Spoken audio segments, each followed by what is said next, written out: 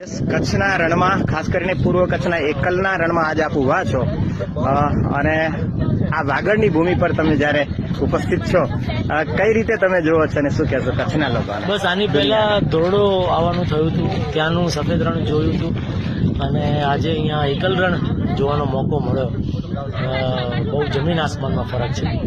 એટલે જેને કહીએ કે અહીંયા જે પ્રકારની શાંતિ છે, જે પ્રકારનું વાતાવરણ છે, જે અહીંયા આવીને જે લાગણીની અનુભૂતિ થઈ એ અદ્ભુત અને અદ્ભુત છે.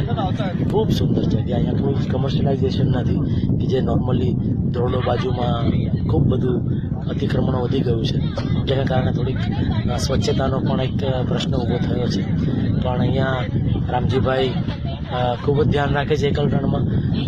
ખાસ કરીને બધા પર્યટકોને જે પણ અહીંયા મિત્રો અહીંયા આવે એ લોકોને ખાસ એક અપીલ કરવામાં આવે કે ભાઈ આપણું એક કુદરતી જે વાતાવરણ છે એને જેમ છે એમ આપણે સાચવીએ.